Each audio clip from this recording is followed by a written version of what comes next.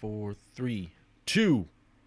Here we go. Welcome back to Tailosive Tech Live on YouTube, ladies and gentlemen. We actually have some Series 7 updates, which we haven't had in a while, but this is thanks to 91 Mobile, who super duper legally and without any breach of contract was able to get a hold of the Series 7 CAD models and plaster them all over the internet for all of us thirsty Apple sheep to find. So I'm excited to talk about that, but one slight announcement I just wanted to make because it's a plan change. Last week, not week, oh my god, it was a while ago. Last month in early July, I posted a video called Tailosive Tech Updates, where I explained that I was going to start doing this, right? I moved off of Twitch. I'm streaming to YouTube now. It's been going great. I appreciate all our new members. The super chats have been awesome. The viewership's been fun. So it's going so well so far. And the merch also was shut down just because we were trying to simplify our income streams. And I also briefly mentioned in that video that we were planning on closing the Patreon by the end of the year, but I've since realized that a lot of people want the premium access to the Discord, and they don't have YouTube memberships available in their country. So the update that I wanted to keep you guys in the loop on today is Patreon's not going away. It's still the cheapest way to access the premium channels in the Discord. So Patreon's not closing. It's sticking around. It does complicate our taxes quite a bit, but we wanted people to feel like they had the option to, support in whatever your country allowed for. So Patreon's sticking around, but other than that, everything in the Tailosive Tech updates video is staying true. But anyway, that's just your little update on the update video. I don't think we should have to change anything for a while. Yeah, Michael's got the Discord link in the chat. Thank you, appreciate that.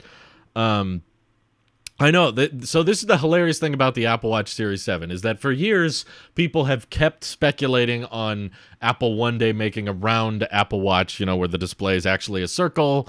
I've been saying for many years that I think that's a horrible idea. I think it might make sense for actual watches, but for smartwatches that display text and information, you don't want a round display. This is why we don't have round smartphones, round tablets, round TVs, is because if you're watching content or viewing text information, you want to be able to stretch left to right as much data as you can, and using a square display, you can make a round watch face. So as you guys know, through the Apple Watch display, you can use lots of watch faces that are still technically round. You just get to put a few more complications on the side here and there. But anyway, some people, for the sake of fashion or the sake of aesthetics, which honestly I think should hold some more merit with the Apple Watch because it is a fashion piece. It's a wearable. It's something that you put on you. So while I don't care so much about the aesthetics and the fashion piece of desktop iMacs, because those don't go anywhere and they're more so tools than they are wearables. They're definitely not wearables. I can understand the argument some people like the way round watches look. Well, Apple heard all of these requests. Apple heard what people were looking for out of their watches. And they heard everyone saying, can't you make a round one? And they went ahead and decided, heck no, screw you. We're going to make it even more square than it already was. Quentin Williams, thank you for becoming a YouTube member. Appreciate that. Man, a lot of members we've got in the first month of streaming. I'm very grateful. For those who don't know, it's $2 a month, and you get updates on videos before I drop them. So members already know what tomorrow's tech video will be on. But anyway, this is a CAD model, so obviously if this was just someone trying to leak a marketing image or a rendering image, they're not doing a very good job because it's very basic. But this, with its hyper-specific details on the specifications and the fact that I think Apple's likely going to unveil the Series 7 in less than a month, as in what I'm trying to say is we're very close to Apple Watch Series 7 season, which is why I think leaked CAD models that are floating around are probably more realistic.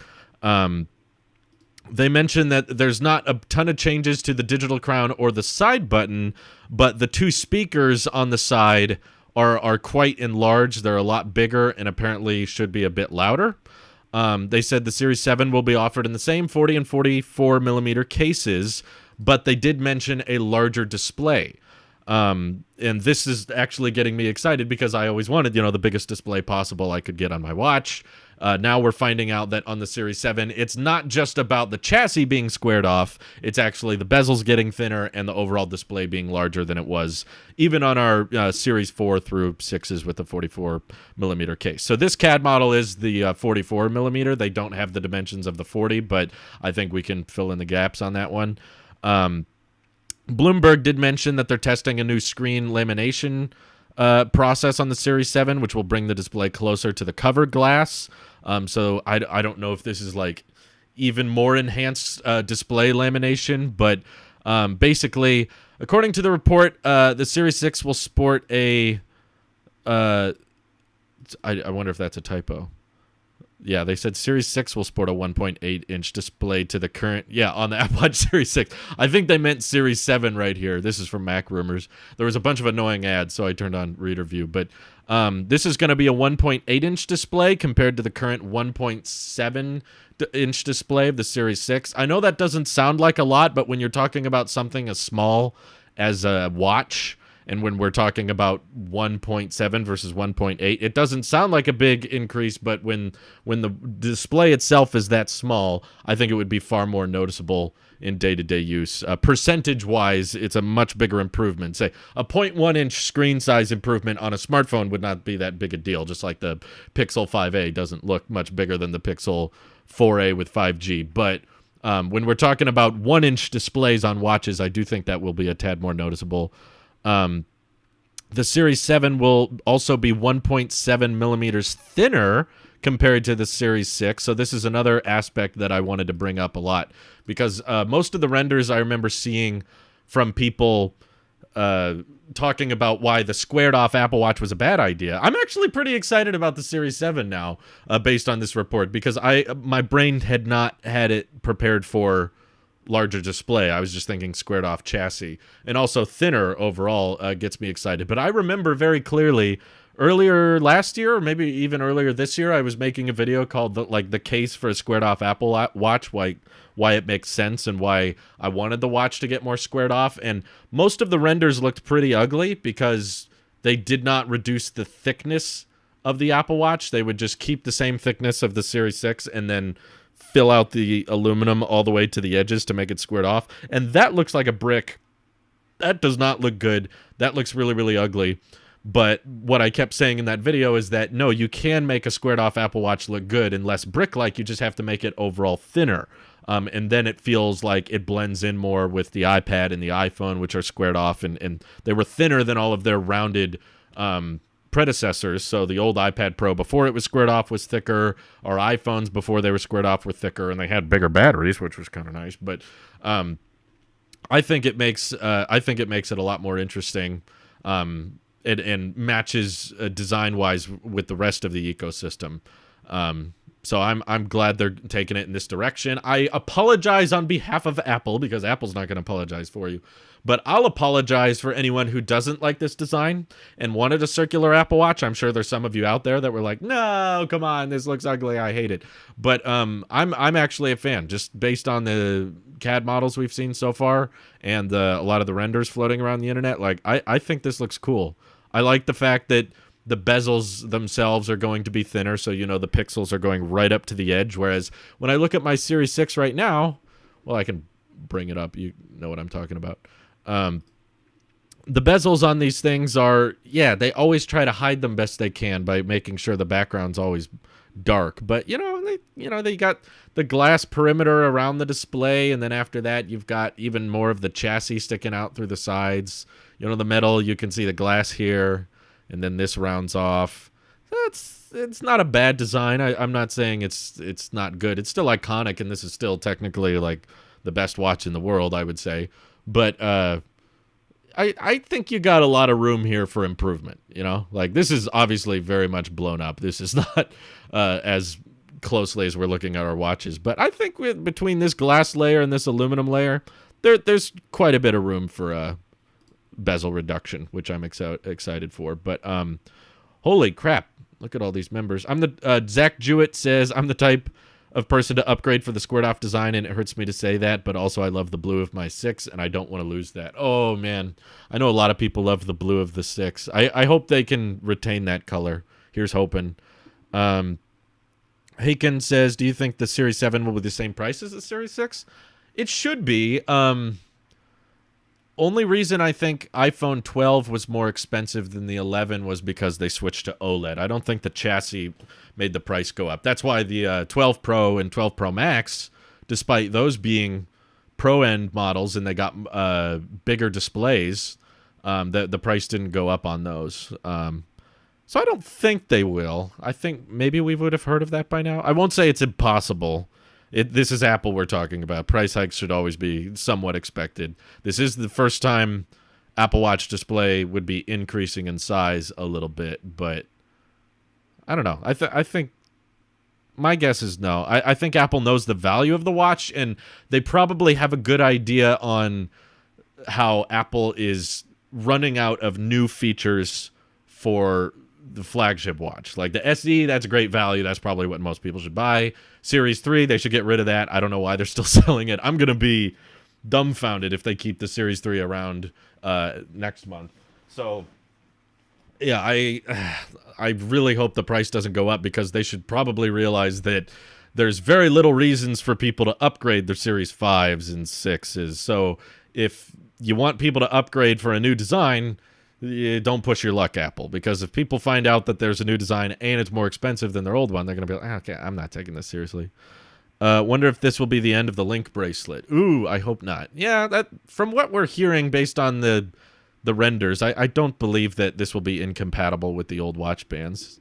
Can look at it again here. This design shows you how you can keep reusing your old watch bands.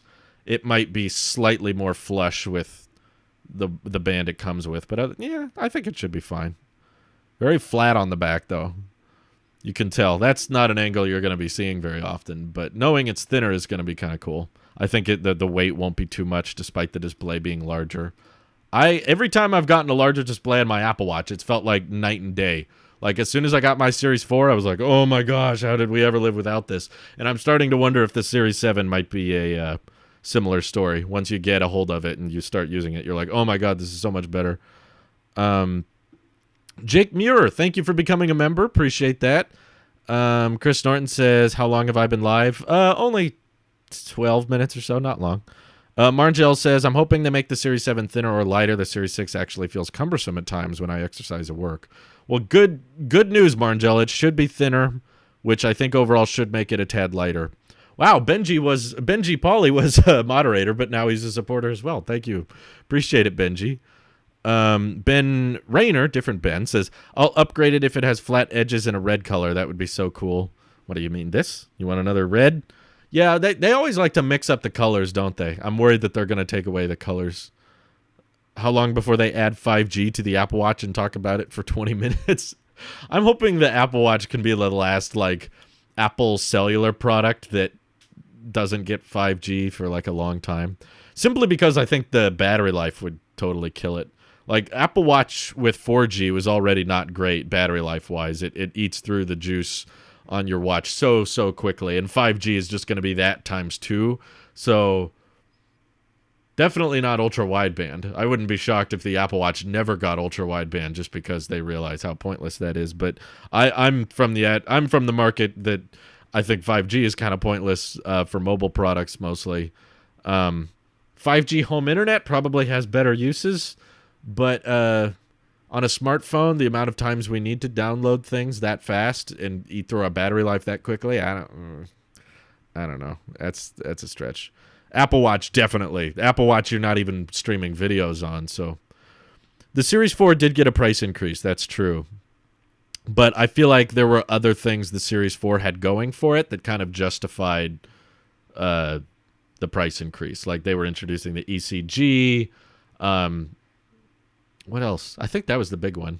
I guess the redesign in the ECG. Maybe it wasn't that big a deal. But anyway, they were like still in the early days of the Apple Watch development, and because they were in the early days, they probably felt like they could justify people upgrading every year, and people are like, oh, okay, this is the first big redesign. Now I feel like there's more pressure on Apple to be like, you gotta find something here with the Apple Watch, because people are running out of reasons to upgrade.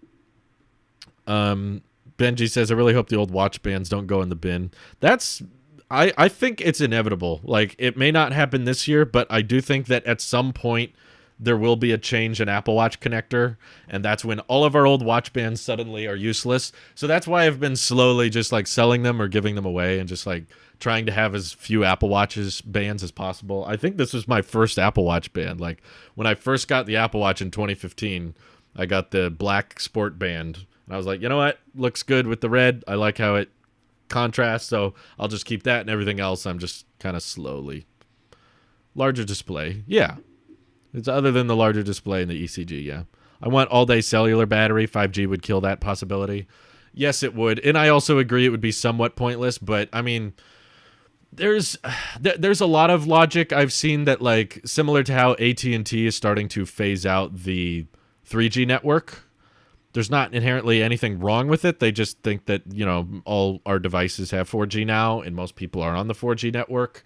So if we get to the point where it's that situation with 5G, again, I hate 5G, so I don't really care about this, but if the 5G network becomes the standard and it's so widespread, it's on everything, and all our devices already support it, years down the road, I'm not talking next year or probably even 2 years from now, I'm talking 8 or 9 years from now, if everything is all on the 5G network and all of our devices support it, and then carriers start saying, we're going to begin phasing out the 4G network due to less devices needing it, it's not as useful anymore, then yeah, you would want an Apple Watch that has the new modem. So there's somewhat of an argument for that, because if they phase out the 4G network, then you'd not be able to use cellular on your Apple Watch. But I don't know. It's kind of a weak argument.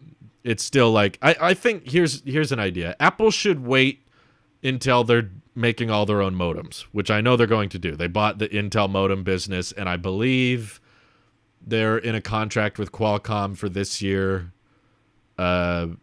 I think the contract might expire next year, but the latest report I saw said that Apple wouldn't start using their own in-house designed modems until 2023. So maybe it's taking a little bit longer to design for chip shortage reasons or whatever. So it might take a little bit longer than they anticipate. But overall, if Apple's designing their own modems, I have faith that they would be a lot more power efficient, and they would not eat through your Apple Watch battery as harshly. And if you don't like the 5G part, you'll probably be able to just turn it off anyway. Let's see. I'm debating selling my Series 4 44mm for the Series 7. Do you think I can sell it for $200 after the Series 7 comes out? Apple Watches are hard. I've tried to sell several in the past, and it's really hard to get much out of them. I think, yeah, probably 200. Depends on the condition of your 4, but I think it's probably doable that you could get them for $200. I haven't actually looked at the Series 4 resale value recently, but I just know that it's not at all the same as iPhones. Like, iPhones hold their resale value really, really well. People will just buy them and then like a year later sell them for like 90% what they paid for them.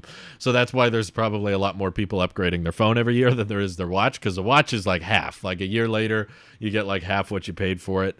And then if it's more than a year, it's even less sometimes. So yeah, that's why I'm debating selling my Series 6 just because I'm very interested in the Series 7. But I try to remind myself, like, I sold my Series 4 for a pretty good price last year, and the price of my Series 4 completely covered my Series 6 and then some. So I'm like, oh man, I just bought this watch last year. Do I really want to buy another watch this year? But then I remind myself, well, Drew, it didn't really cost you anything.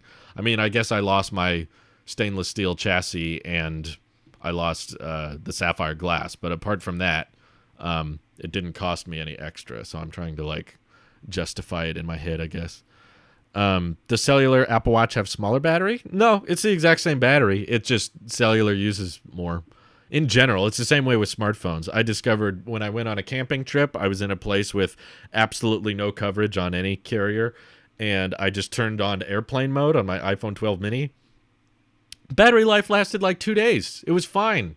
It's like if you don't have cellular modems that you're connecting to, or even internet really that you're connecting to constantly and checking for notifications or checking for updates in the background, your battery life actually lasts really, really long on your phone if it's not using the internet. That's like a big proponent of where your battery gets drained to. So it's the same situation with the Apple Watch. Its general use is doing everything over Bluetooth or Wi-Fi, depending on how far away it is from your phone. But then if you go on cellular, now it's pulling data from cell towers onto this tiny, tiny screen and using these really, really tiny modems, and it just eats through your battery. Let's see. I gave up on cellular Apple Watches. For a while, I tried it. I was like, oh, this is kind of cool. I can use my watch away from my phone. But the more I used it, the more I realized I was just kind of doing it for the sake of doing it. I wasn't like, I had to intentionally like leave my phone behind. And even when I was like going on bike rides and stuff, I'd be like, okay, I'm going to definitely not bring my phone with me. Where I was like, I could just throw my phone in my backpack. So I ended up doing that. Is the cellular option worth the battery drain? It depends on the use case. Like Ryan from Discord, I'm sure has his arguments for it. I've seen several people online say that like when they go jogging or something, or you know, which I understand too. When I would go jogging, I would want to not bring my phone with me because it's just, even the mini, it's just like too bulky and too heavy, and I don't want it jingling around my pockets. But the thing is, I was just running around my neighborhood. I'm not right now because the air quality is terrible outside, but when I did run around in my neighborhood, I was only gone for probably 30, 40 minutes. So I was like, okay, my wife knows where I am. I'm not going out somewhere where no one would be able to locate me. It's a safe neighborhood. We've never had any problems with neighbors and that kind of thing. So I'm just like, okay, I just won't have the internet for 30, 40 minutes. Okay, I can't stream Apple Music directly to my watch, but I just have music downloaded to it anyway. So you just put your AirPods in and play music that's already downloaded, call it a day. That's a lot cheaper. It doesn't hurt your battery life. So no, my Series 6 is not cellular.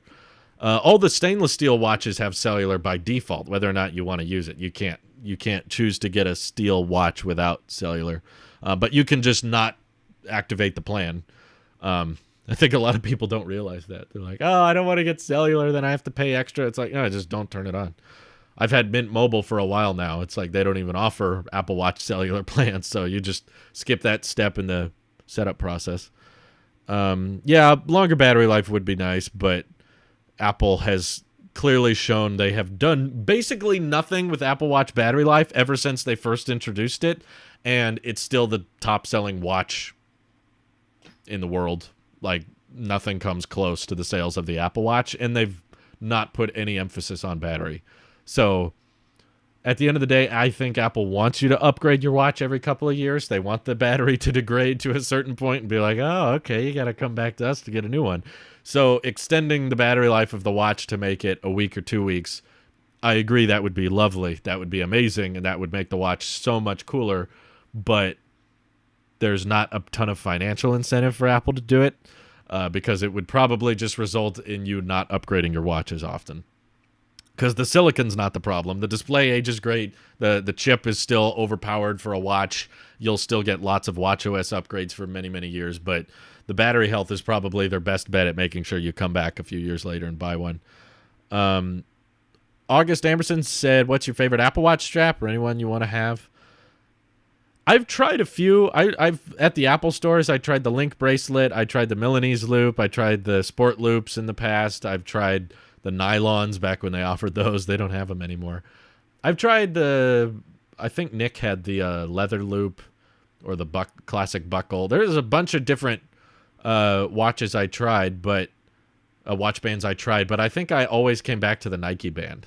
Like, I'm not willing to spend more money to get one. I don't have one right now, but probably if someone basically said, like, Drew, you have to buy an Apple Watch band right now, I don't know, gun to my head, they're like, do it, buy one. I would probably get a black Nike band just because I like how the black contrasts with the black glass on the front. That's why I'm not a white bezel fan, is because when displays are off, they're black, so I believe that's what the border should be. and the Nike band just breathes better. It's lighter and it's more flexible than the solid sport band. I haven't tried a solo loop, but I don't think I would be a fan because you'd have to slip it off to your side, and I had the sport loops in the past, and I didn't like having to take them off my wrist like that. You like pull them that way. My wife still uses a sport loop, and I'm not really a fan of it. What I love about the simplicity of the Nike band or the sport band is you can just go like that. It's like one simple, easy pull on the band, and it all comes off. Like there's very little work that goes into it, and the Velcro ones are nice, but like they're very light, but they have this like extra loop at the top and makes it look more top heavy. So I don't know. It's all aesthetics here, but what are your favorites? I want to hear from you guys too. Benji says I'm gonna opt for the GPS Series 7 and save the cash. Oh yeah, definitely. Mike says downloading albums off of Spotify and Apple Watch and going for a run with the AirPods Pro have been a good experience. Yeah. That's a good one. I actually don't use the Pros because they fall out of my ears too easily, but yeah. I haven't tried for a while, actually. My Pros have been feeling more sturdy in my ears. Haken says, is it just me or do YouTubers overuse the example of leaving their phone at home and just taking their watch with them for a run? Like, I don't remember the last time I went on a run. Yeah, if you don't work out, it's a terrible argument. I don't know. I'd love to see the sales of the cellular options versus the GPS only options, because I have to imagine most people do take their phones with them, and there's probably not a ton of situations. The only other use case that I could imagine is people saying, I like sometimes I leave my phone at home. I forget to bring it. I like, oops, I forgot my phone at home. I still have my watch. I'm like, I don't think people forget that much. Forgetting your phone at home is kind of the equivalent to forgetting to wear pants these days. Like, and if you have an Apple Watch, it's even more painfully hard to forget your phone at home because it will ping you now. It'll like, oh, you left your iPhone behind, and you can find it really easily just by, ding, ding, ding. Can ping it from the watch. So, love the steel. Just hate that it's so much extra. I don't really even care for the steel personally. The main thing I like about the higher end ones is just the sapphire glass. I was just telling the story to my grandparents the other day because I was showing them my Apple Watch and my wife's Apple Watch, and I was saying maybe, because they lose their phone sometimes, and I was like, maybe you should get one of these and you can ping them. And they said, oh, I can't wear watches, I break them. And I was like, the sapphire glass on the high-end Apple Watch, like, I scratched that thing at the bottom of a river once, and I thought I had destroyed it. It made a really, really loud sound. And by the time I looked at it, I was like, okay, here it is. Perfectly fine. Not a single scratch. But I audibly heard the scratch under the water. And I was like, oh, no, that sounded horrible. I think I destroyed it. And then I look, and I'm like, no, it's fine. And I had that watch for years, and there was not a single scuff. Not like under certain lighting, not like a hairline scratch or anything. It was like perfect. It was like just as good as the day I bought it years later. I know it's not pure sapphire or whatever. It's sapphire infused, or it doesn't actually scratch at a level 8 or something when it's supposed to, or it's not supposed to, and it does or something. But either way, I'm still blown away by the durability of that one. Andy134, thank you for the super chat. Leather loop is a favorite. Swapping my Series 5 for Series 7. Not sure about aluminum or titanium, but design and other improvements will be a nice change. I think design is going to be the main one, yeah. I don't think there's going to be any new health sensors. From what I've heard, that there's a few patents, and of course glucose monitoring has been rumored for years, but from what it sounds like, that's not making it on this generation. So my prediction is that it's just going to be the updated design, and there's not going to be much else for them to talk about. You could always get a case for the Apple Watch 2. Yeah, I've yet to see a case for the Apple Watch I like, though.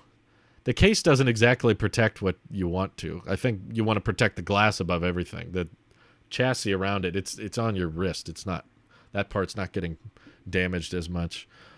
August said, since Series 5, the buckle/metal part is all silver no matter what the case's color is, and I think those two bands have a more exposed buckle and it would be more noticeable, so they made more loops.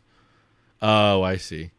See, I remember everyone thinking that they were making different loop bands because I don't know, AirPower was dead, so they were taking advantage. They're like, yeah, we don't have to design watch bands this way anymore. Wouldn't recommend wearing your watch in a body of water where you can't see the bottom. My Series 2 has been somewhere in the Susquehanna River for 3 years now. Oof. Oh, my goodness. Well, just make sure you got a solid watch band. Yeah, but I guess it's a good idea to also, like, if you're swimming somewhere where you can't see the bottom. Apple Watches do not float. There's an idea. How about a floatable watch band so that if the watch comes off, you can grab it? That'd be interesting. AirPower ain't returning. Give up. I don't know how many arguments I have to get into about this. It's dead. They're never going to mention it again.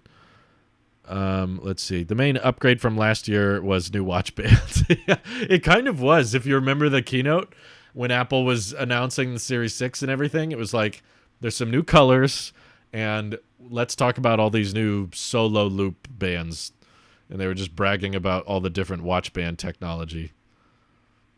Apple Watch yearly updates haven't really been very great since the Series 4. Well, they weren't great before the 4 either. I think the 4 was the only good one. That was like pretty much the only substantial improvement. I mean, the original Apple Watch to Series 2, it was like, okay, water resistance. Pretty big deal. Water resistance on the Series 2, and then the big feature of the 3 was just cellular, but that was an optional thing. I mean, as we've discovered in the live chat ourselves, most people don't do cellular. So apart from the cellular edition, not much changed with the Series 3. 4 obviously was the big one. We got the ECG, we got the updated design, we got a bigger display and new form factors and all that. But yeah, it's like there's very rarely any times the Apple Watch has a major upgrade because it's a watch. So there's just overall less things that you can substantially upgrade it with. You can't give it a great camera improvement. You can't really give it 5G. You can't really give it 120 hertz. I guess you could, but it's probably not going to help the battery situation. So there's just not a whole lot they can do with it exactly. The first Apple Watch was very slow indeed. And honestly, the Series 1, 2, and 3 were also pretty slow. I wouldn't say the Apple Watch CPU or anything got pretty decent until like the S5 or S6. Even the S4, like it was better. I mean, obviously every year it improved, but for the most part, like I still remember it being quite a chore before I got my 6 to get my Apple Watch to update. When there was an update available, you got to put it on the watch puck and make sure it's over 50% and make sure it's connected to Wi-Fi and in range of your iPhone. And then when you install it, you were basically like without a watch for a good 30, 40 minutes while it did its slow update restart process. Whereas ever since I've got the Series 6, it's pretty dang fast. It's probably 10 to 15 minutes to get a software update. And I imagine the S7 chip is probably going to be even faster. It's gotten to the point now where it doesn't really result in anything being too slow. But original Apple Watch was bad. Yeah, that one was where it was legit like lagging to open applications and stuff, and you had to wait a long time. Darren, thank you for the super chat. I have a Series 5 ceramic. I got a great deal on used last year. I hate that I'm tempted to buy a Series 7 just for a design change. My Series 5 is working fine. Yeah, Darren, I think I'm in the same boat as you. I'm like, there's nothing wrong with my 6, but the 7 looks so much cooler. I think the larger display is what's kind of tipping me over, though. Because I was on the fence just about the squared off edge. I was like, that sounds kind of cool, and I wanted to match my ecosystem. But larger display is a tad more functional. Like, I can make that argument in my head work a little bit better. I can say, okay, I can see more complications. It's easier to read text. It's just a more immersive experience, the thinner bezels and all that. So I think finding out the CAD renders today is suggesting the bezels overall being thinner and the design being, the chassis being thinner so it doesn't weigh as much is making me go, you've captivated my interest now. August says they need to kill the Series 3 already. I agree. Yeah, Skylar is the watch band lord, exactly. Wore my watch with a Nike band to a water park and it was fine. Yeah, I've done a lot of like pretty heavy duty swimming. Like I went on a hike and went swimming in this river and it was pretty pretty high jumps, probably like 15, 20-foot jumps into the water. And my watch never fell off. I kept it on the whole time. Let's see. The fact that you only use for faster CPUs, faster updates is kind of sad. I don't care how long an update takes if it's less than 6 hours. Well, with a watch, this is kind of what you're limited to. This, like, I don't know what you wanted. Are we putting Final Cut on the watch? Are we putting high-intensive games on the watch? No, it's like if we're making a CPU for a smartwatch, if we're making just doing software updates is probably the most power-intensive thing your watch does, then, yeah, the CPU being faster is mainly for longevity. That's pretty much the sole purpose. And making sure you can do software updates regularly, that's what helps with longevity. So I don't think that's sad. I think that's just how the platform works. That's just how the Apple Watch system is in place. I'm sure they're working on new health sensors, Lee. Variano. I'm sure they're working on new health sensors. They're just not they're not ready yet, or they're not FDA certified yet, and they're getting there, I'm sure. Brian Irwin, thank you for the super chat. Hate to change the subject. Listen to your stream about iCloud photo controversy. 1, GVT already has info on you. 2, Apple privacy is marketing. Are you agreeing with me? Do you agree with me on the aspect of don't trust any company, no pressure? Yeah. No, I mean, people have asked me to done a video on it pretty much every live stream now. And every video I post, I get comments. Just got one today. People are like, Drew, why don't you talk about this? And I'm like, I've said in the live streams, but I don't want to just be constantly plugging my live streams because they're long. These are longer form content. It's non-edited, so I get why people don't watch them. But basically, I'll say the same thing to you. We got a few more people watching today. 420. Hey, wonderful. We got a few more people watching. Basically, every time I get this question, I say the same thing. Is like, yeah, I agree with you, Brian. Don't put your trust in a company to protect your privacy. I believe that if you're worried about government abusing their power, they very much already do. They do far worse things than scan your photos. But people are just like, Drew, I want to hear your opinion on this. And a lot of the time I'm like, no, you don't. You probably want me to agree with you on something. But if I come forward and I don't agree with you, you're probably going to get mad and wish I didn't share my opinion. So overall, I think that the subject is primarily a moral discussion. It's not really a tech discussion, and I do try my best to keep things about technology on this channel and focused on, obviously, we're interested in Apple products, so I want to talk about upcoming Apple announcements and that type of thing. So I don't believe that we should look at Apple as this almighty savior of privacy and everyone else is terrible, but only Apple can stop the government, and the government is trying to get into our stuff, but they're like, oh man, they used an iPhone, we can't get in. It's like, the government can get in. There are ways, there are backdoors, all kinds, whether or not Apple endorses them or not, the government can get in. And also, ever since Apple got caught with their Siri recording scandal, I've never bought that they cared about privacy on a fundamental level. I mean, they make it harder for Facebook and Google to track you. You know, the best thing we can get out of Apple's privacy measures, I'm not saying there's no advantages. The best advantages are probably that you can prevent, apps from building up big data logs on you and giving you targeted ads, or finding your email and spamming you with newsletters and that kind of thing. Allowing you to sign in through Apple instead of sign in through Google and Facebook. There's convenient features that we get out of that, allowing you to not opt in for data tracking on apps. That allows them to not build up a big profile on you. So there are benefits, not going to lie. It's an honorable cause they're fighting for, but I just kind of think it's an endless one. Just from the conversations I've had with people that work in the government, it's like, well, if you don't go with Apple, I saw a comment on today's video of someone said, ever since I was talking, I'm trying to keep it focused on tech. I'm like, let's talk about upcoming Apple events. It sounds like we might get a Mac event in November. Does that mean we could get an iPad event in October? And then, of course, iPhones in September. And a comment was like, I don't care. I don't like Apple anymore because they're scanning my photos. I'm going to sell all of my Apple products and not use Apple anymore. And I'm like, you realize that all other companies do the exact same thing and probably do it less privately than Apple does it? Like, you're not going to avoid this scanning by switching to Android. In fact, you'll probably get more of it over there. It's probably even less secure. But I use Google Photos. Like I prefer Google Photos over iCloud, at least back when they had unlimited storage. Now they don't, so it's pretty much the same thing. But I have way more content in Google Photos than iCloud, and I know that it's less secure. I just don't care. I just don't believe in digital privacy anymore. I feel like if you're worried about the government finding something, they will find it. The best hope you can have moving forward is that there's just so much data.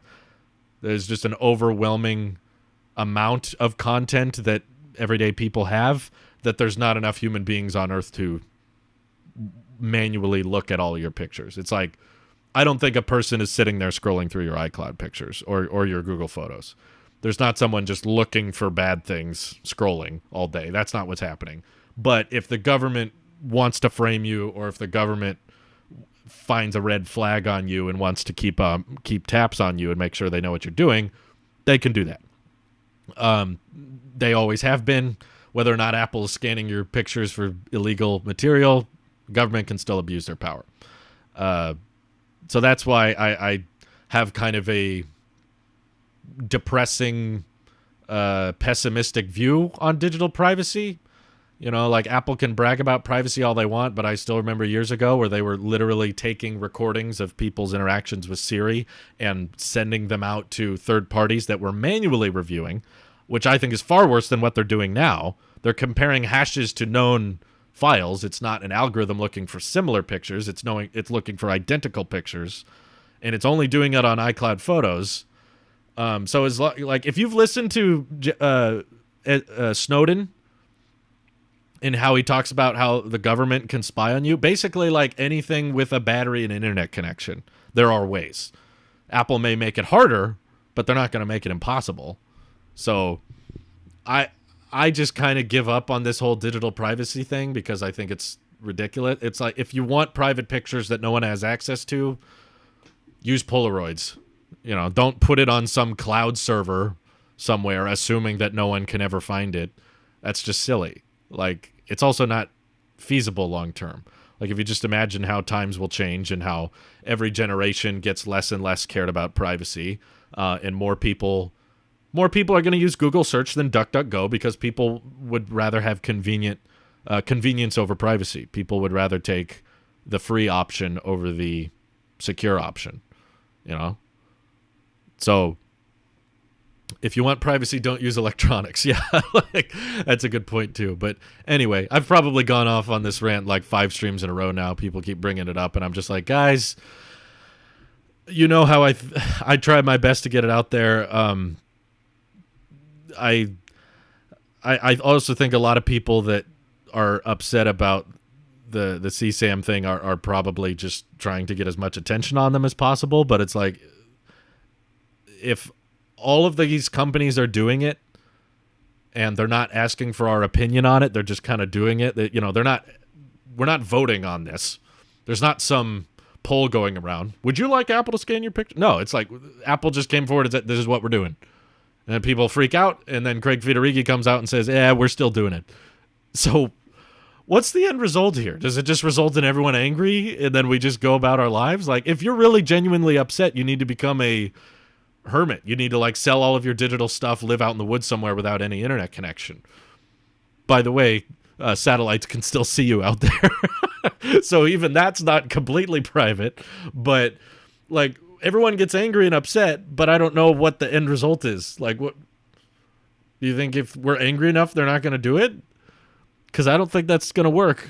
I don't think they care if we're not okay with it. It's like, as long as you buy into it, they still won. Yeah, just as every generation cares less about their privacy, I can imagine 50 years from now trying to track down all kinds of criminals through internet services. You can argue all day whether or not you think that's morally right or wrong, but the sad reality of it is we can't control it. we can't stop the government from abusing their power. They've abused it for decades, and of course they're going to keep abusing it. So the cloud is literally someone else's computer. Exactly. If you're trying to store private information on someone else's computer, it's probably not that. It's not going to be that private. Anyway, let's try to move on from that best we can. Benjamin GL, thank you for your super chat. I want an Apple Watch band designed specifically for Health Unity, one that can contract for blood pressure and with extra sensors. Yeah, there were some patents about that. I don't know exactly if that impedes with water resistance, but there were a lot of talks of there's like a secret port on the connector. It's a maintenance port, I believe, but there was some talks that Apple would make smart bands that would attach to the watch and give it more functionality. And I remember suggesting that in 2017 or 16 and being like, this is what's next for the Apple Watch. And it's years later and they still haven't done it. So my guess is it's far more complicated than we think, and that the simple and secure mechanism of attaching watch bands to our watch can't really transfer data or power very well. And that would impede on water resistance somehow. I hope they're still looking into that, because I do agree it would be really, really cool if you could just snap on a watch with blood pressure or glucose monitoring. That would be fantastic, I agree. But the fact that they haven't done it yet makes me think there must be some more complications that I don't realize about it. So Quentin Williams super chatted after he became a member. That was unnecessary, but thank you. I didn't say anything. Brian agrees with me. Unreal Cousin says M1 chip on Apple Watch. Yeah, you know what? For the sake of longevity at this point. Benji's heading out. Take care, Benji. Have a good one.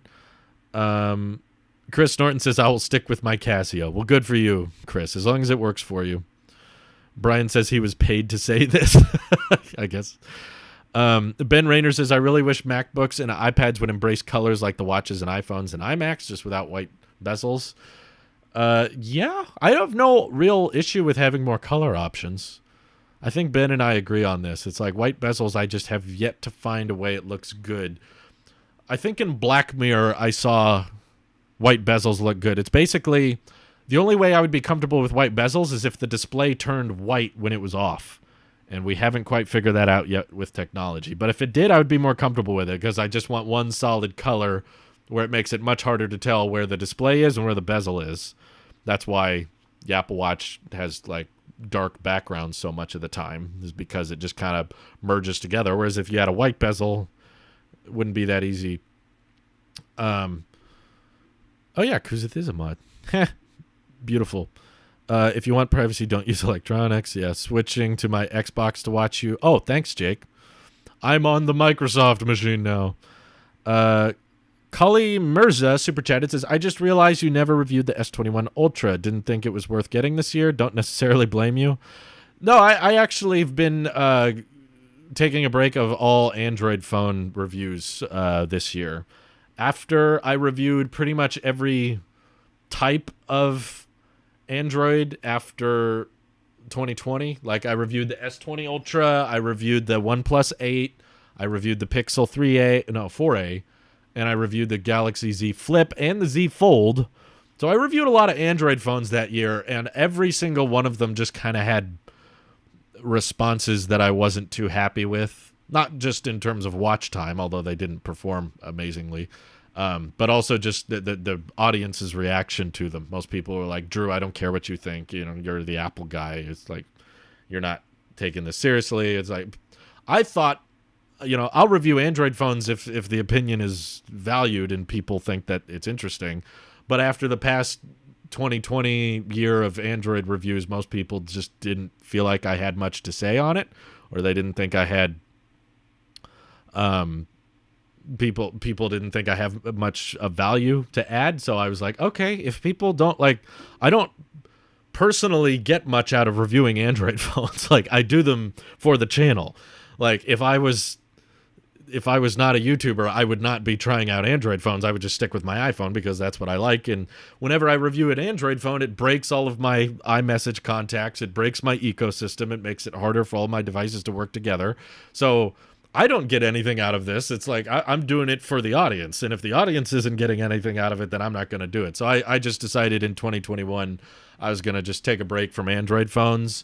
And I kind of just wanted to not review any until I could do something a bit more impactful than like trying it out for 2 weeks and then letting you know how I think. like I tried pretty much every type of Android phone last year, right? Pixel 4a is like budget phone, $350. Some people might still consider that expensive depending on where you are, but at least in my market, my demographic, that's pretty dang cheap. And I recommended it, and I loved it. I did the S21 Ultra, and I said, it's good, but it's just a little too much, and this camera's not ironed out. I would recommend the S20 or S20 Plus. So I tried like the Samsung flagship. I tried the OnePlus mid-range with the OnePlus 8. I tried the Z Flip, which was the first form factor of smartphone like that, like ever. And I reviewed that and was like, I don't think flippable phones make sense. I was like, the only use case for them is basically it folds for the sake of folding. It doesn't functionally really add much to your smartphone experience. So I was like, even if this was half the price and perfectly durable, I still wouldn't recommend it. And people didn't like that. And then the Z Fold 2, which was like the first foldable, full-size foldable I got to review. And I was like, you know, it's fun and it's cool. And I think this is the best way to do a foldable. If you are going to do one, it makes sense. But I just think that the price is too high and the compromises are too much for anyone to really have much interest in it. So people didn't like that either. So I just kept getting more people saying like, I don't care what you think, Drew. So I was like, okay, I'll just take a break. I don't need to review these. So, yeah, I'll talk about them. You know, I'll do videos on the Pixel 6 or the S21 and say what I think about them. But there was nothing that stood out about S21 Ultra that I was like, ooh, I got to try that out and use it for 2 weeks and then do a review on it so people know what I think. I was like, yeah, I think what I'm feeling now when I watch the keynote and post my recap of it, that's pretty much going to be how I feel about it if I reviewed it. So the whole process of buying and selling or returning or doing all that, it's just kind of unnecessary. I'm sorry for those who enjoyed them, but I'm not planning on never trying Android again. If I do get an Android phone, I want it to like wow me and surprise me, and also like I want to use it for more than just 2 weeks. Like I think it'd be far more interesting. Maybe when Apple gets more boring, when Apple is done with the whole Intel transition, all the Macs are now on Apple Silicon, and we've got great cameras on the iPhone, and all the iPads are one size bezel, USB-C, and you know, there's very little going on with Apple hardware. I think I'll wait for that point when Apple News and all of Apple's ecosystem has become pretty stale, which we're pretty dang close as is, I'll be honest. Like it's getting less and less interesting by the year. It's like the guy who was spamming earlier is like, Series 7, what's the point of upgrading if it's just a new design? It's like, it's a watch, dude. The design kind of matters. But at that point, I think it'd be interesting for the Apple sheep, a guy who's heavily ingrained into the ecosystem, to switch to an Android phone for like a year, like 12 months. And like throughout the year, I give you updates on how I feel and what I'm getting more comfortable with, and give an Android phone an actual long-term review. Because so far, all of the Android phones I've reviewed, I've never used for more than like a month. That's like the max. So yeah, it's probably want to do something major like that. Just like switch to Android indefinitely and then talk about my experience over the course of a year. Anyway, Benjamin GL, thank you for the super chat. Do you think Apple Glass is coming? And when it does, do you think it could be powered by watch alone or only iPhone? Legitimate argument for powerful watch chip. I don't think there's much of an argument for the watch powering it, because the watch is primarily powered by the phone anyway. It does a lot of stuff done locally. I do believe Apple is working on augmented reality glasses, and I think they have been working on them for a very long time. They just have not got the hardware yet. It's an incredibly delicate balance to get right, as we've seen with Snapchat spectacles and Google Glass, that battery life, weight, and aesthetics, which do matter with all wearables, more so with glasses than even watches, because it's not just something you wear, it's something you put on your freaking face. Something that hangs on your face and covers your eyes, that has to look good. It can't look like Microsoft HoloLens. It can't look like Google Glass. And trying to get all of those three things right, also trying to make the visuals look good and interactive, because right now with Snapchat spectacles and Microsoft HoloLens, they're bulky, they're expensive, their battery life is terrible, and the displays on them aren't very interactive.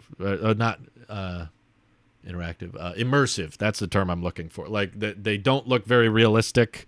They're very limited in their field of view. It's kind of narrowed down. The refresh rate is super low, and it's gotten better. It's improving, but I don't think it's anywhere near ready for average consumers. So yes, they're working on it. I just think over the past few years, we assumed it was much closer than it really was. And after talking about Apple Glass for this many years, I've just accepted internally to myself that, like, I should probably just assume it's not really that close, despite what analysts or rumors might be saying, because they've been saying that crap for years. It's coming next year. Oh, it's coming next year. And then it doesn't come. So Google 5A just got released today. You heard? Yeah. I thought it was already out because so many people have been talking about the 5A, but I was surprised. I was like, isn't the Pixel 5 like almost a year old? And now they dropped the 5A? Like, I don't know. But it seems fine. I just watched, right before I went live, actually, I watched MKBHD's video about it. And I was like, it's decent price, good battery life. I'm glad it's water resistant now. Yeah, I don't need to buy it and review it to tell you that. It's a good value, budget, maybe not budget, mid-range, low mid-range Android phone. I'm sure the camera's good, but yeah, I'm just kind of surprised they didn't want to update the Snapdragon chip on it. I guess maybe they don't have a new 765 equivalent. Do they not update those annually? I don't know enough about it.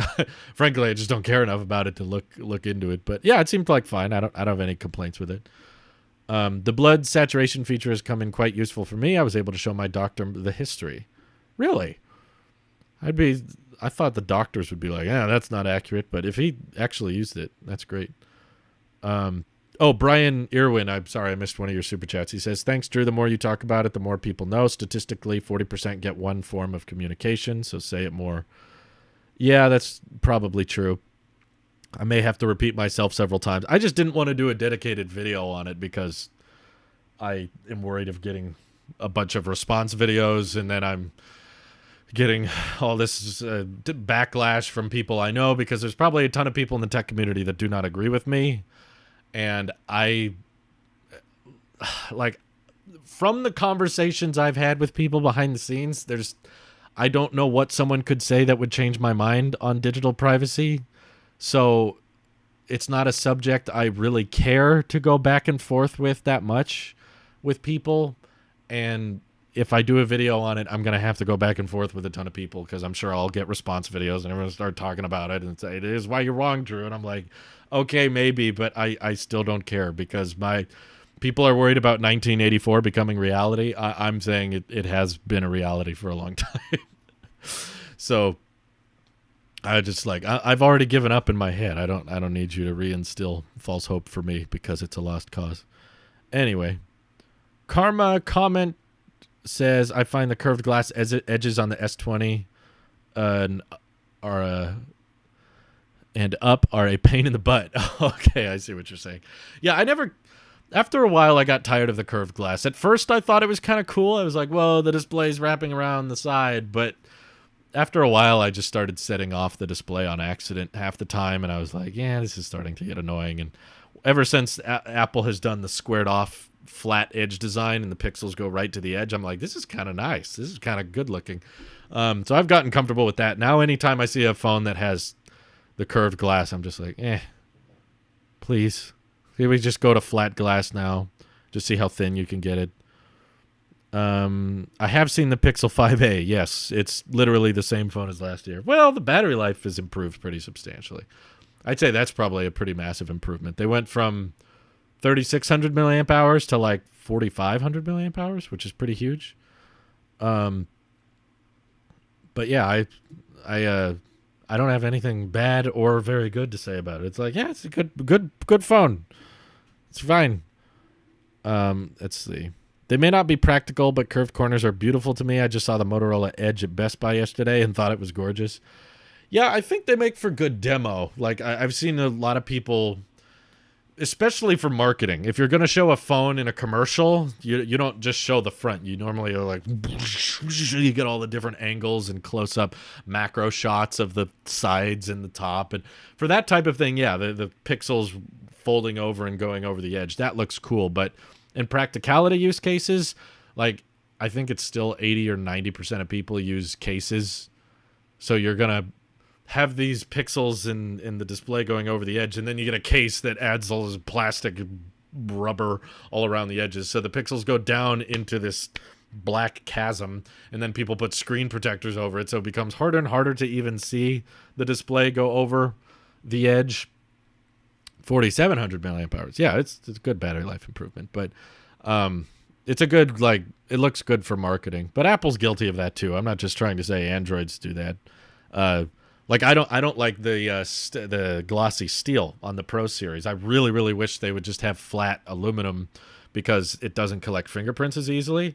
And the steel on the Pro iPhones, they pick up fingerprints like instantly. Like it's like a FBI crime scene on those things. You just pick up a steel iPhone once and there's fingerprints all over it. And it's incredibly noticeable on the 12 Pro because it's flat, whereas the rounded steel on the 11 was a bit harder to notice the fingerprints. So when I tried the 12 Pro Max, I got sick of the steel being all fingerprinty at all times. But you got to admit, and I think this does work, I think that's why they're probably going to keep the glossy steel.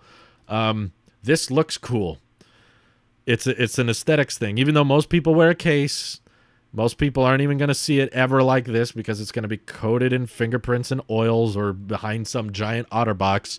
You got to admit, when you're like checking out which phone you got to get, this looks fancy. This looks luxurious. It's golden. It's shiny. It's glimmery. It looks like jewelry, basically. And Apple does a good job at making their phones look really luxurious and like a piece of finely crafted, like high precision metal. Even though practicality wise, I think it's kind of terrible. Surgical grade. You could perform surgery with the iPhone 12 Pro. That's how good the steel is. I don't even know what surgical grade means exactly. But it does look good. It does look more expensive. Even though I think steel is pretty cheap. I think aluminum might even be more expensive. But I love the look of titanium. I wish they would do that on the Pro series. There was a rumor actually that the 2022 iPhones, the iPhones that come out next year, were going to have titanium chassis. Where are they? Yeah, it's all the glossy steel. Give me edition. There you go. Yeah, look at that. That's how you get like that premium, luxurious look that's also not a fingerprint magnet. Yeah. It doesn't actually look like this in person. It looks very close to aluminum, but titanium, I think, is a bit lighter than steel. I'm not sure if it's lighter than aluminum, but I like that look. Why can't they do that on the Pros? Come on. Apple, what's the deal? Let's see. I saw someone say on the Moto Edge that text falls off the screen on web pages and you have to create a software border in the settings. Yeah, exactly. Yeah, that's ridiculous. That's the definition of form over function. But I mean, hey, sometimes form matters in phones. Let's see. And it's lighter. I can't stand how heavy the 12 Pro Max got. It feels like a literal brick.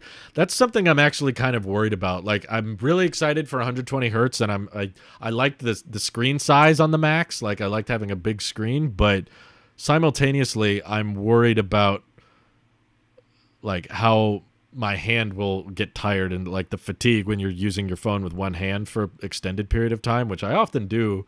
And even with the 12 mini, it can start to get a little bit tiring if I hold it for too long. And I'm like, yeah, the Pro Max is going to be even freaking heavier than this. And the 13 Pro Max is rumored to be thicker than the 12 Pro Max with a bigger battery on the inside. So I'm like, ugh, oh my God. Like it's a slight concern of mine. I think I'll just get used to it eventually, but let's see. Try to catch up here. I've just been looking for a reason to do it. I've been tempted with S21 or Fold, but I used to be all about Galaxy. Huh. Now you guys are talking to yourself. Do you have any dressed up Apple Watch bands like for special occasions? You know, I should. I've thought that in the past, like where I'm going to a fancier restaurant or I'm going to a fancier party. I'm like, yeah, I should get like a nice looking watch band. But no, I don't really have one. I have my sport band and I have my blue Nike band, which I just don't think would match with my red aluminum as well. But I think I used to have some third-party like leather-looking ones, fake leather, not real leather. My wife actually has some third-party ones that she will sometimes switch to. Probably not often. Like once or twice a year, she has these, not diamond, but fake diamond-looking watch band that you can slide on to her Series 3, and it looks kind of fancy. So when we go to something where she's all dressed up, she'll switch her watch band, but that's pretty rare. We don't do that since the pandemic. So Series 4 to 6 didn't really do much. Hopefully the Series 7 is a leap forward. I'm just trying to tell everyone that this is the norm. Watches are not going to be substantial big upgrades year over year because they are watches. So there's very little you can actually do with them new. So the redesign is about as big of an upgrade as you're going to get for a while. Sounds like Series 7 is going to be pretty interesting with the flat front and the thinner bezels. It should be noticeably larger display than the 6, and it should look noticeably different. But functionally, it's still a watch. You're still going to use it the same way you use an Apple Watch. My wife uses a stainless steel Series 3, which was a gift. I don't even think she bought it, but she's not in love with it. She doesn't want a new one. I've tried, trust me, many times. She said, if anything, she would rather just sell the Series 3 and not have an Apple Watch. She's come close to doing that a couple times, but when she sees what they're selling for, she's like, that's too low. I'll just keep wearing it. But no, she's not like a diehard Apple Watch user. She probably would not have one if it weren't for me.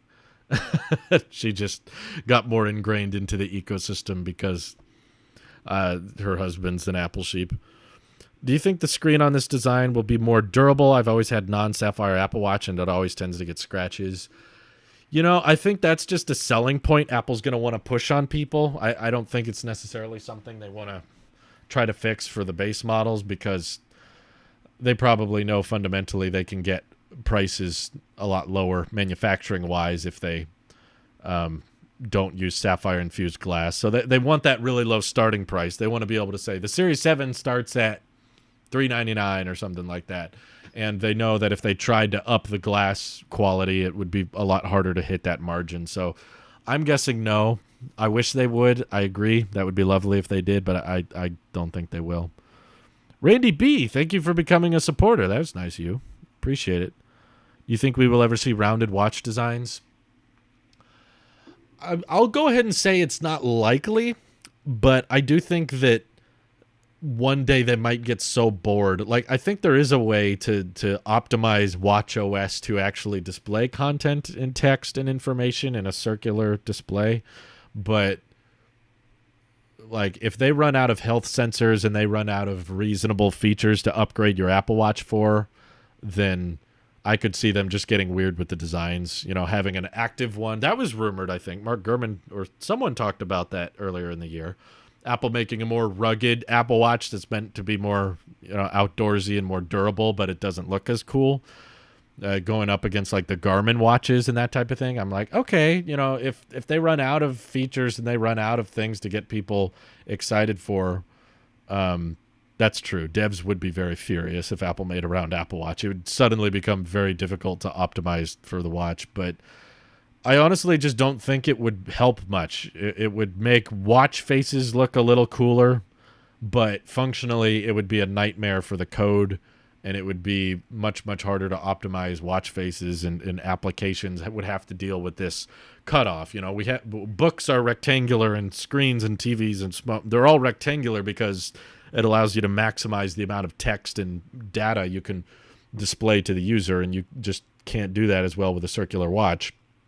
Also, Android watches have had circular screens for years, and they don't sell all that great.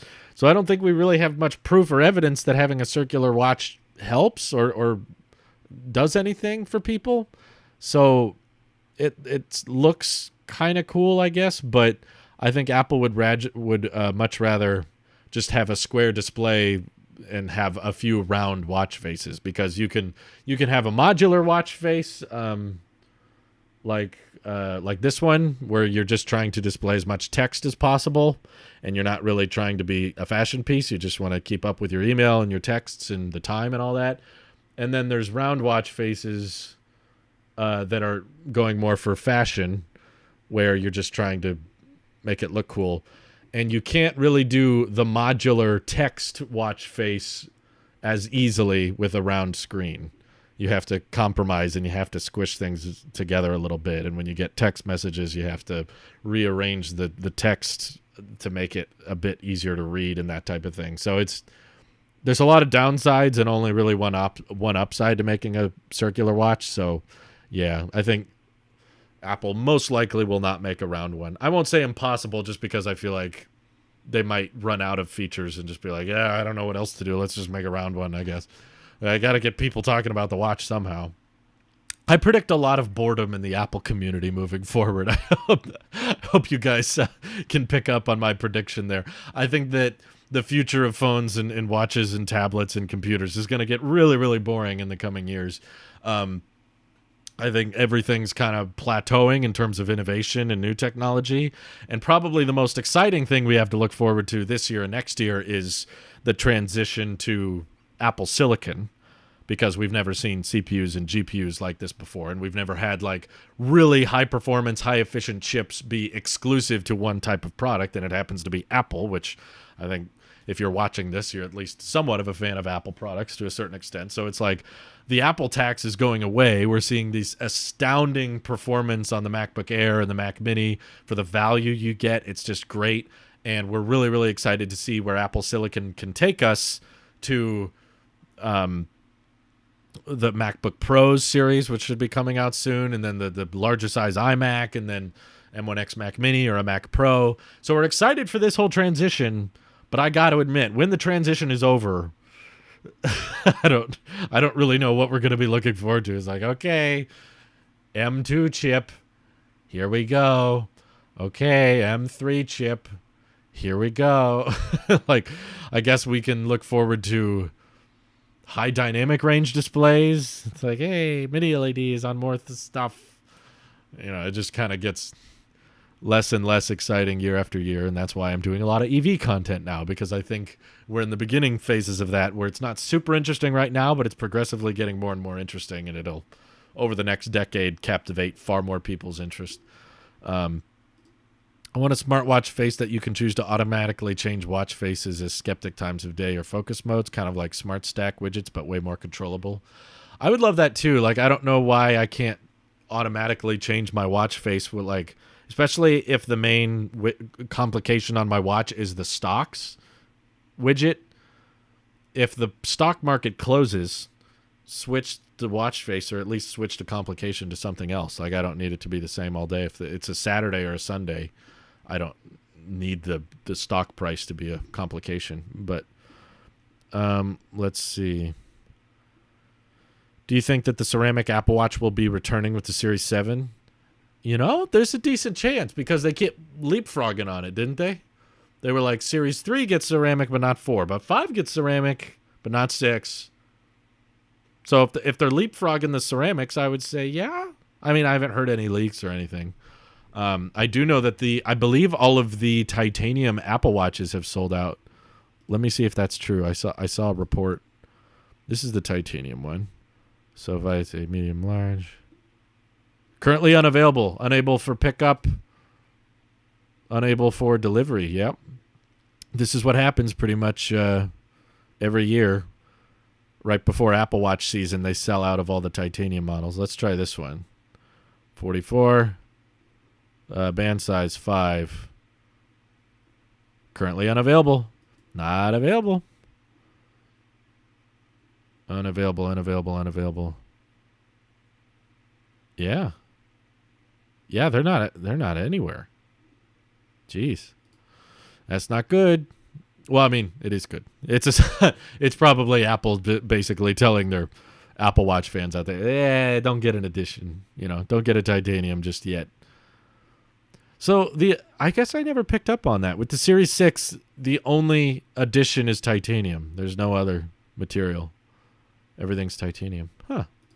I didn't think about that. Let's see. You have to use shortcuts to do it. Oh, man. You're going to make me do work. Ahab says a front-facing camera on the watch would be cool. I think that if Apple adds a camera to the watch, it's because they're completely out of ideas. It's not a flattering angle. Trust me. If anybody's watching this on your TV or your iPad or something and you have access to your phone, open the selfie camera on your phone right now and put the selfie camera on your wrist in the orientation that the watch would be. And then look at yourself and tell me if that's an angle that you would be comfortable with. And it basically is, instead of FaceTime, it's nostril time. It's basically looking at people like this as you're talking. Also, your arm is going to get really, really tired if you try to hold a phone call like that. If you try to take pictures, your arm's got to be way up here. And you can't use this hand. And then you got to try to take the picture with your other hand. And you cannot really get a flattering angle from your wrist as well as you could get just to hold the phone. Hold the phone? Apple would argue that's the Siri watch face, but that watch face is kind of ugly. Yeah, I don't like it either. Come on. No one wants Siri on their watch at all times. Ceramic has been on the 2, 3, and 5. Oh, it was on the 2, wasn't it? I guess I forgot about that. Okay. Well, I guess it's not that big of a pattern, but not sure. Maybe they'll want to bring it back. The better question, will they bring back the solid gold Apple Watch?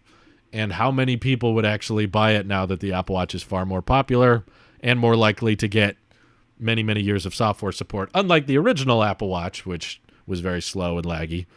It's kind of a shame to make such a dated product in solid gold. Now that we have really high-end CPUs and GPUs. Also, someone commented on my video about the solid gold watch, something interesting that I actually thought was not a bad idea. They were basically suggesting, like,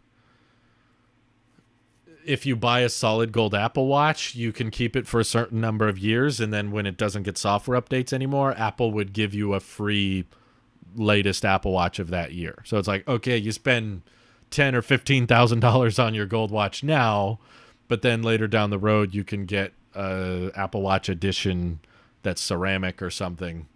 So you get like 2 Apple Watches with that purchase. So it's like once it runs out of software support, you get another one. I don't know. It's like the iPhone upgrade program, except with super high-end Apple Watches or something. I'd like a solid Zeonite Apple Watch. That sounds wonderful. I don't think FaceTime would be the use case for a camera on a watch. It'd probably be for QR code scanning. But wouldn't you have to then open the page, a web page on a watch?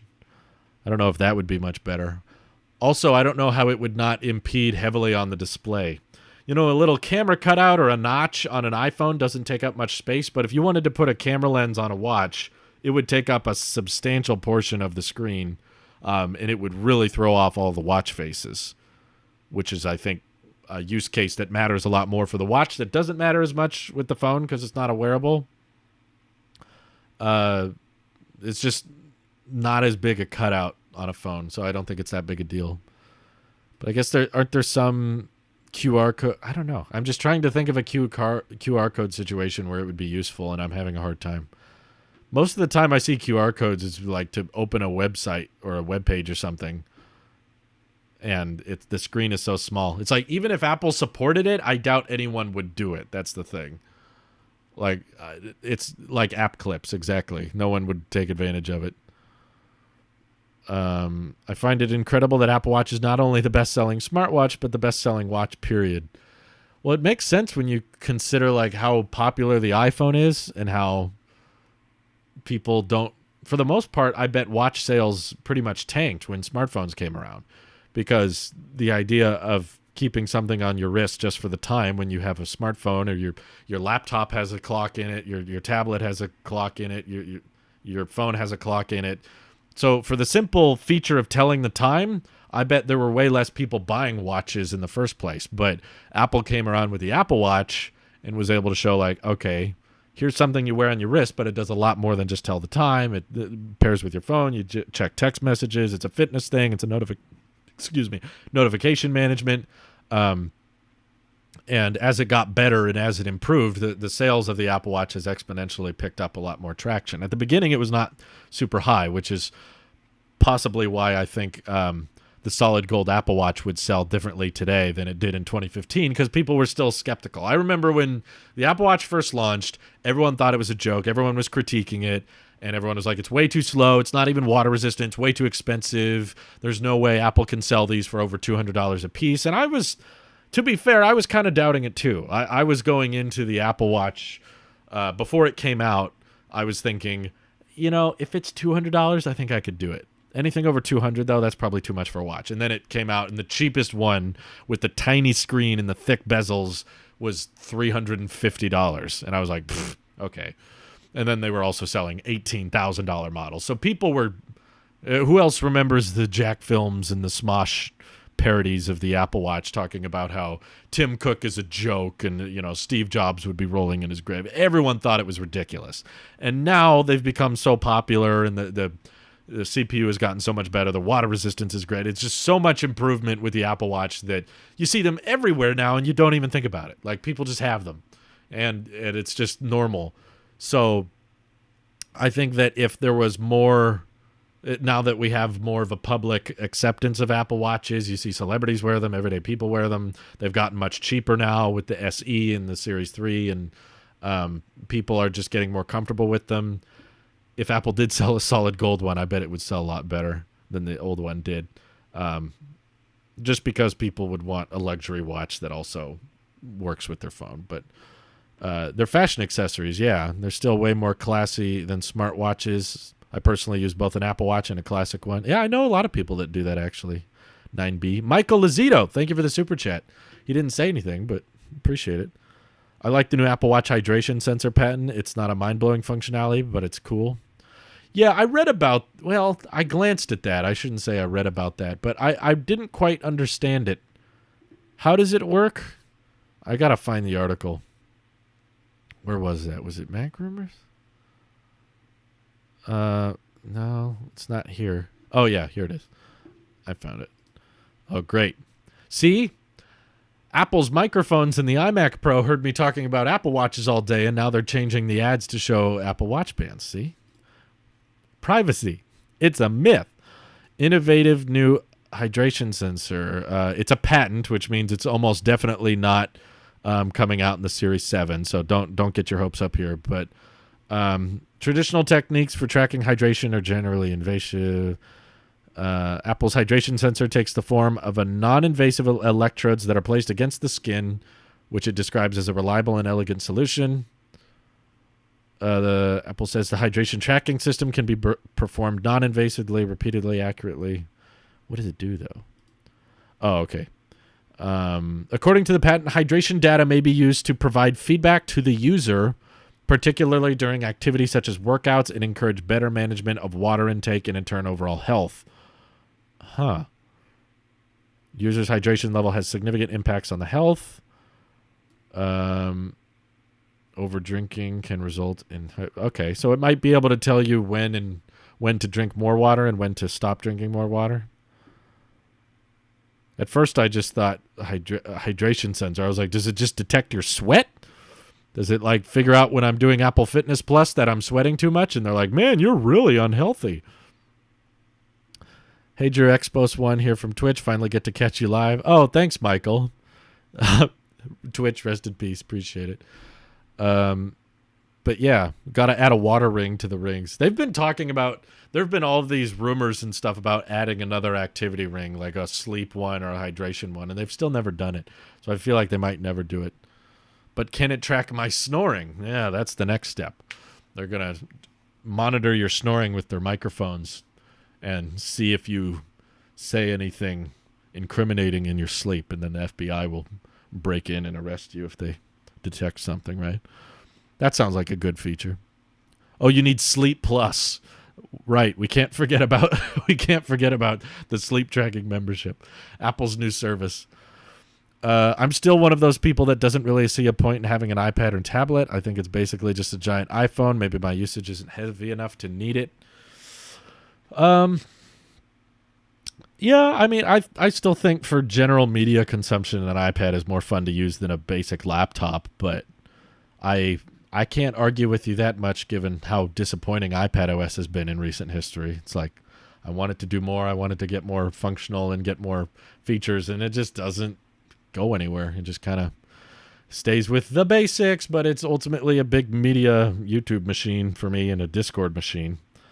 Yeah, like, even though it's from 2018, the A12X chip is not really utilized in my iPad. I use it for video thumbnails. Photo editing's good. But that's about it.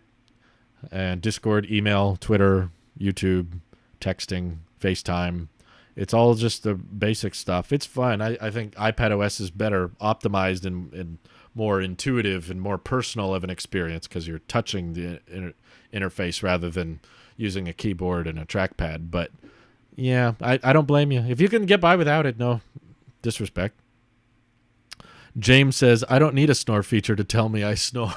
Well, I think it's more than just that. Can't snore tracking help detect like sleep apnea? Like it's able to figure out if you're not breathing correctly?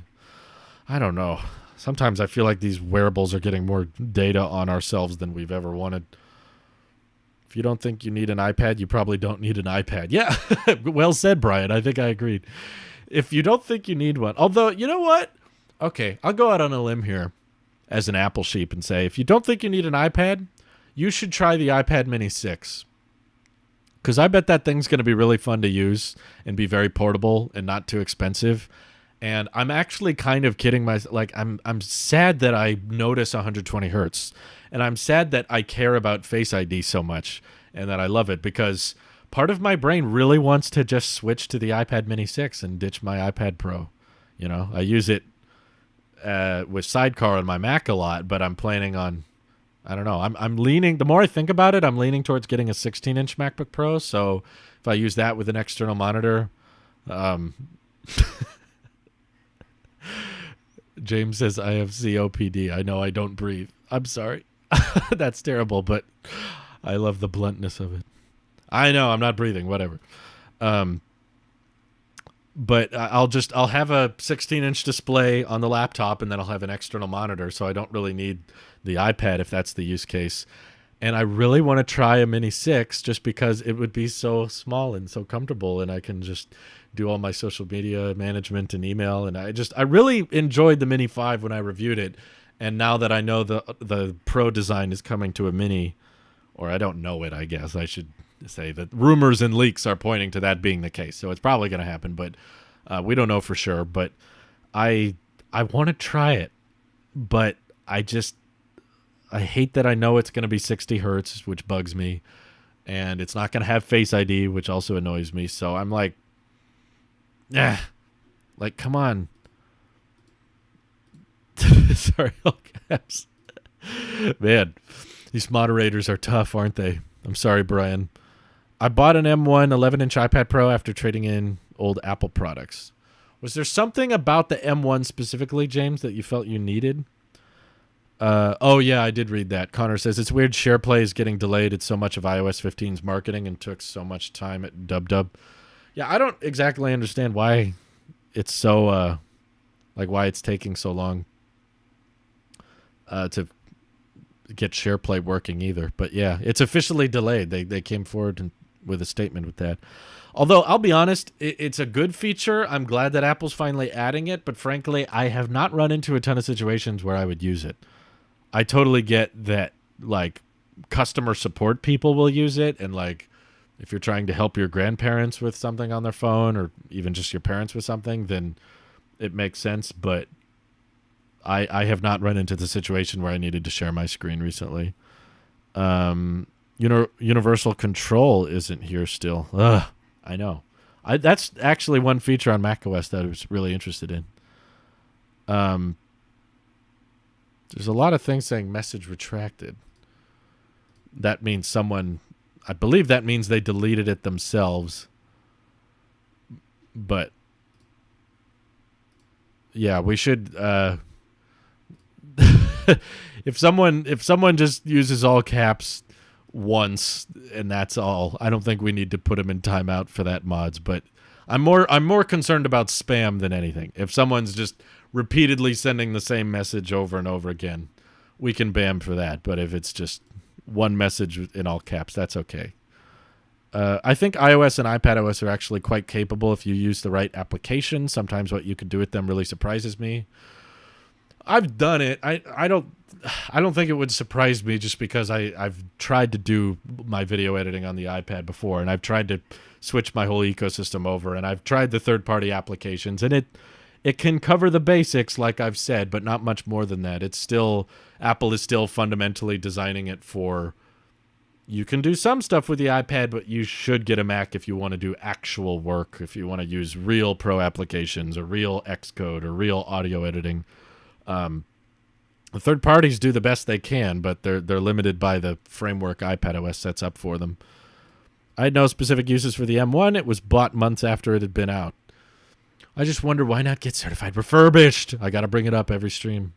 Certified refurbished, 11-inch iPad Pro, $500.